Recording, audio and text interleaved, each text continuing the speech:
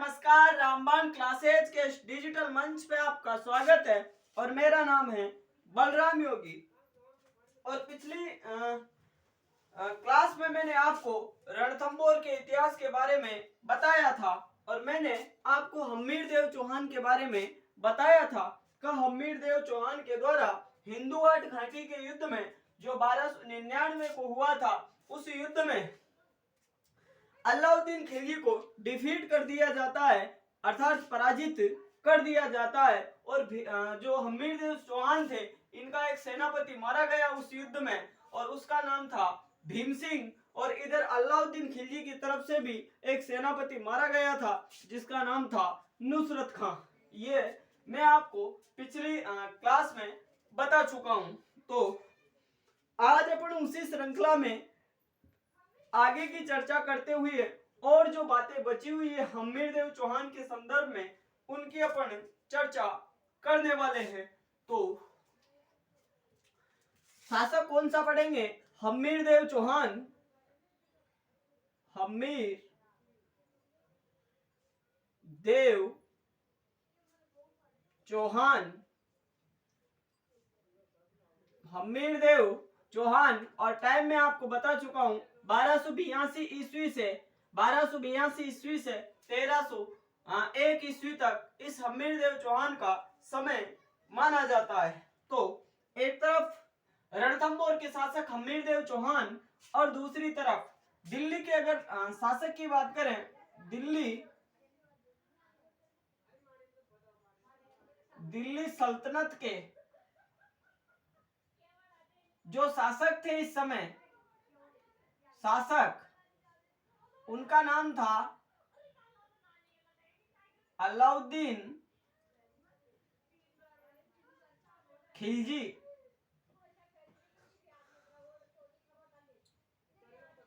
अलाउद्दीन खिलजी। और इधर अगर अपन रणथंभौर की बात करें तो जो रणथंभौर है,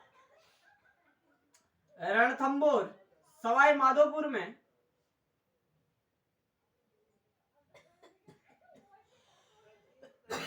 रणथंभौर के अगर शासक की बात करें तो शासक वही कौन? हम्मीरदेव चौहान।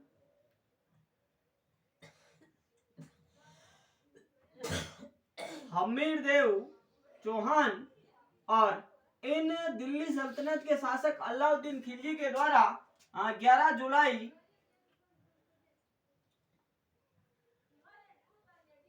1301 ईस्वी को रणथंभौर का युद्ध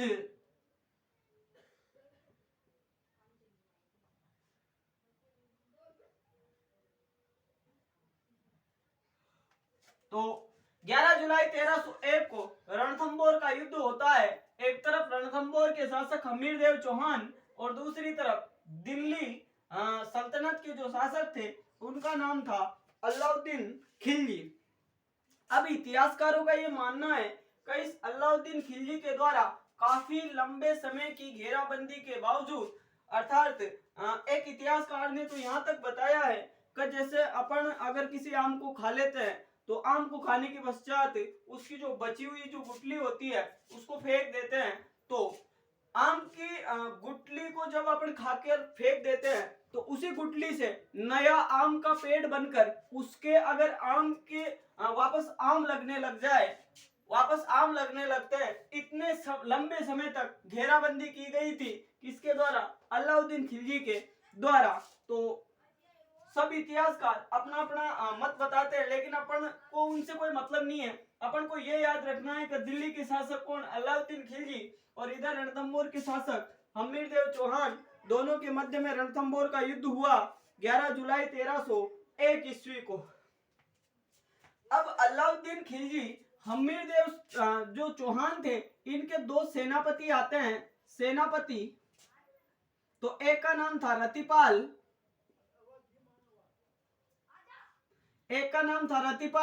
और दूसरे का नाम था रणमल।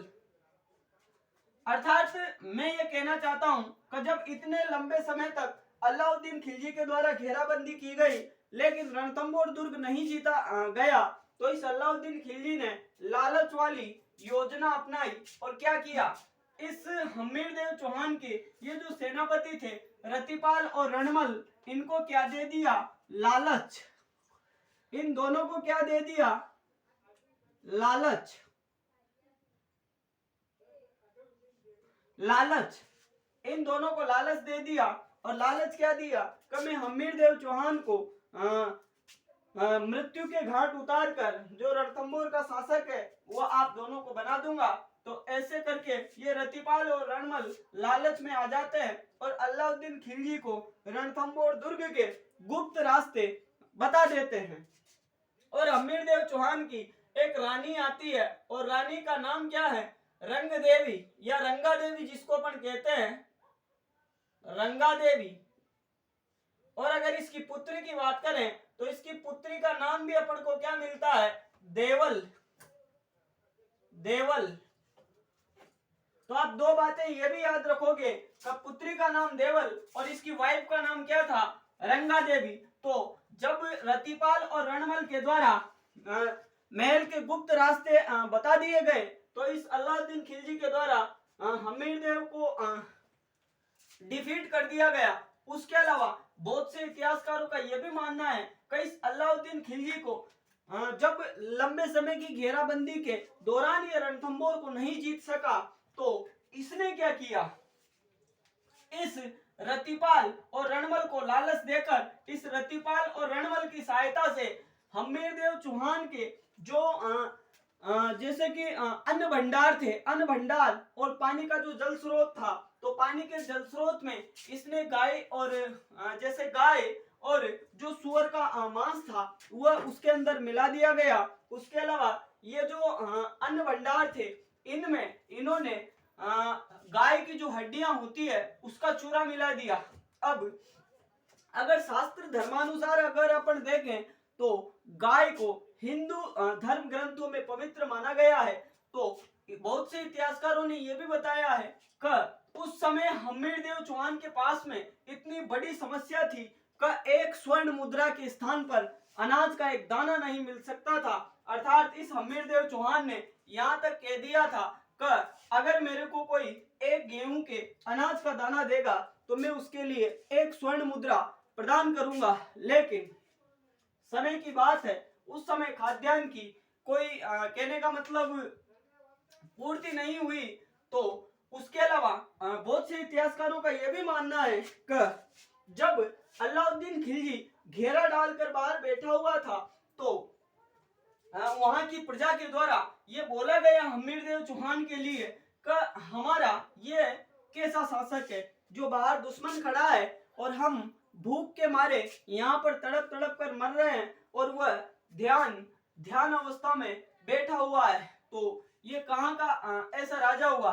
तो प्रजा वैसे तो राजा से बोल नहीं सकती थी, लेकिन जब प्रजा खुसर फुसर कर रही थी, इधर उधर की बात कर रही थी, तो जो हम्मीरदेव चौहान की जो पत्नी थी रंगा देवी, ये रंगा देवी उनकी बातें सुन लेती है, किसकी? प्रजा की।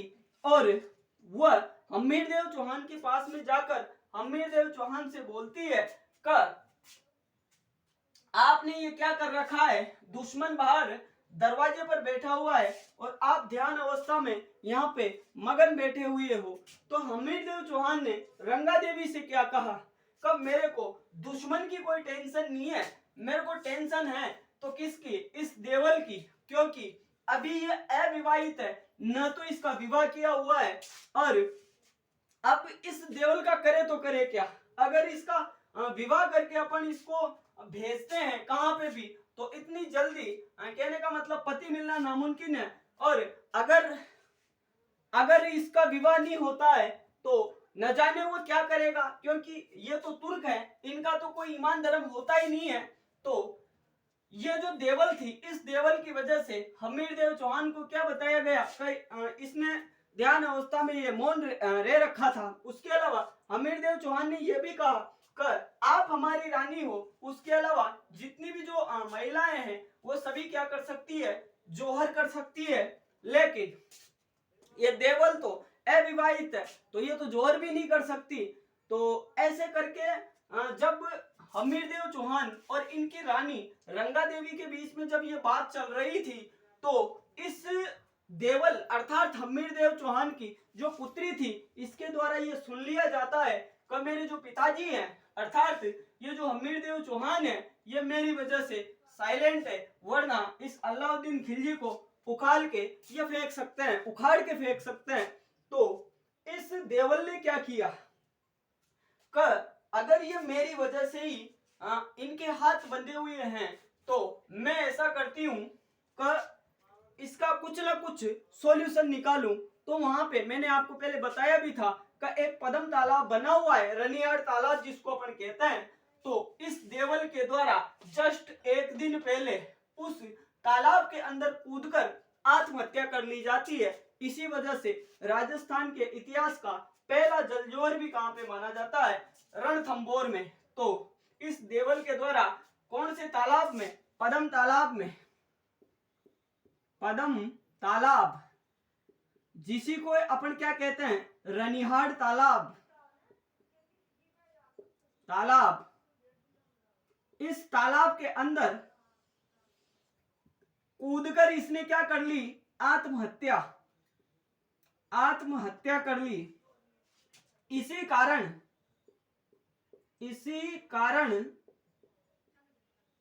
राजस्थान का प्रथम जलजोहर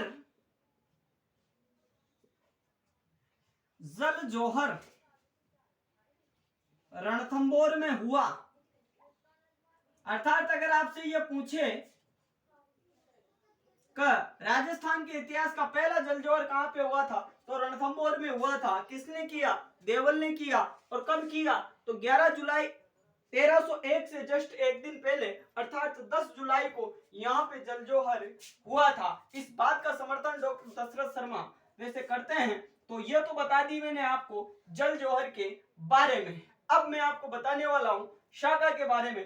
तो इस देवल के द्वारा तो अपना मामला, कहने का मतलब इसने तो क्या कर लिया, जलजोहर। अब आता है 11 जुलाई 1301 का दिन।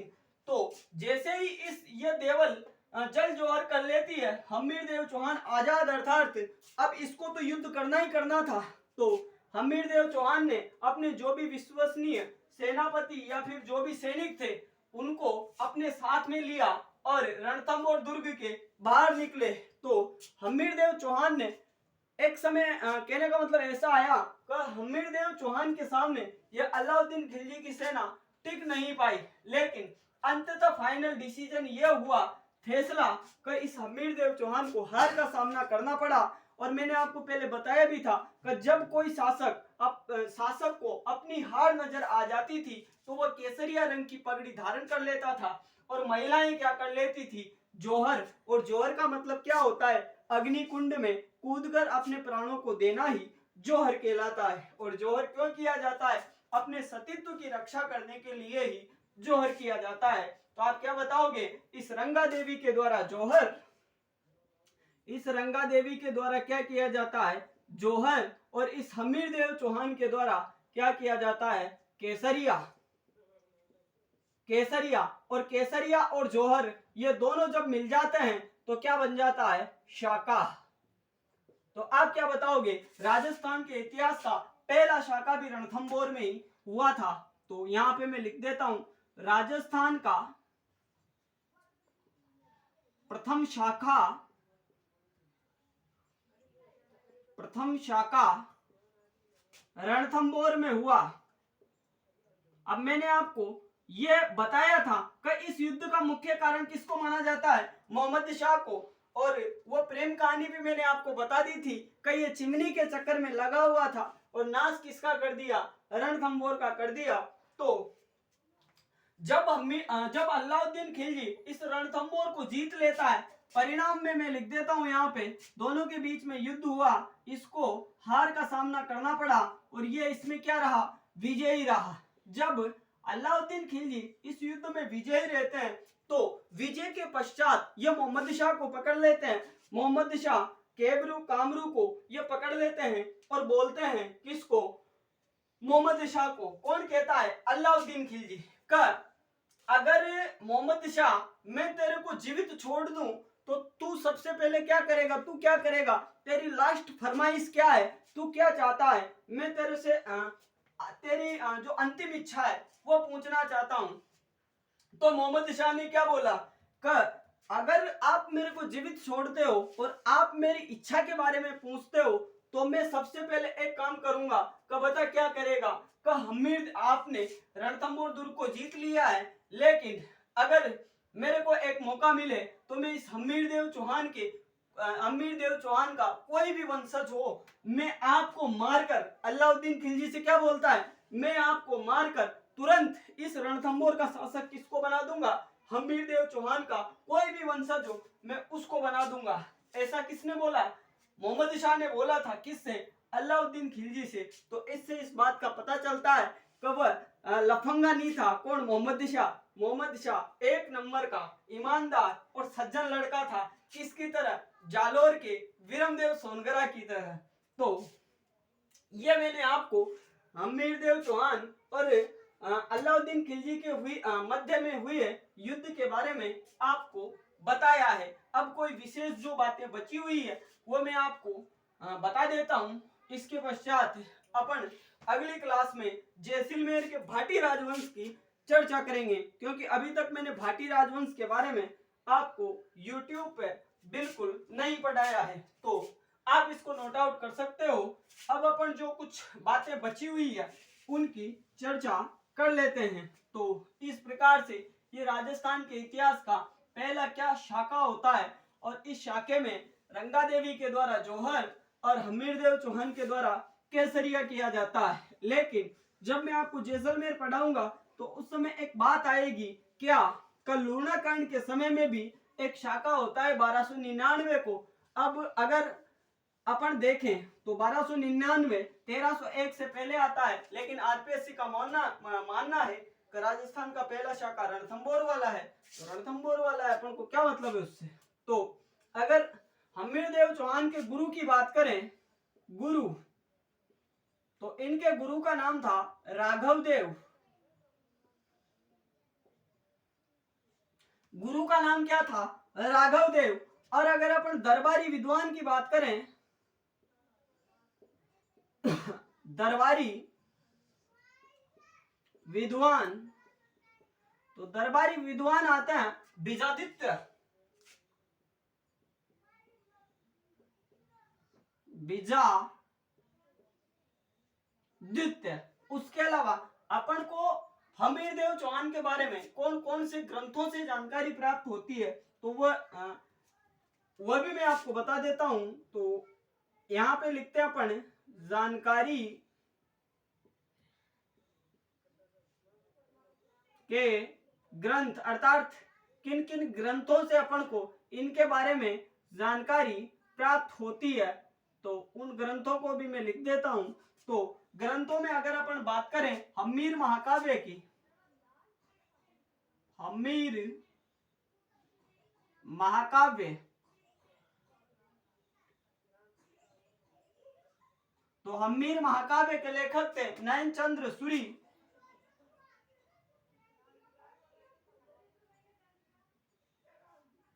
नयनचंद्र सूरी। उसके अलावा हमीर हट,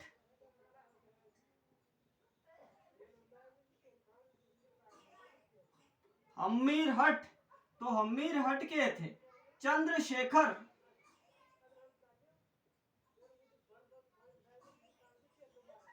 हमीर हट के लेखक कौन थे, चंद्रशेखर। अगर अपन बात करें हमीर रासों की,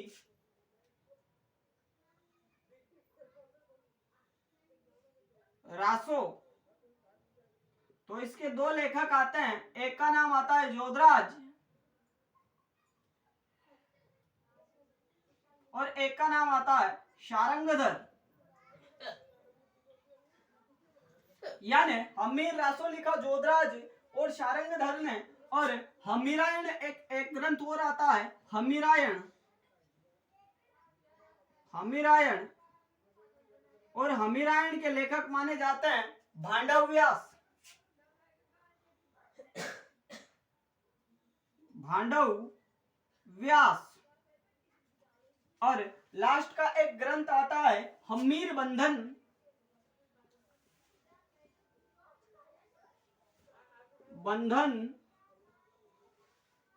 और इस हम्मीर बंधन पुस्तक के लेखक थे जिनका नाम था अमृत कैलाश।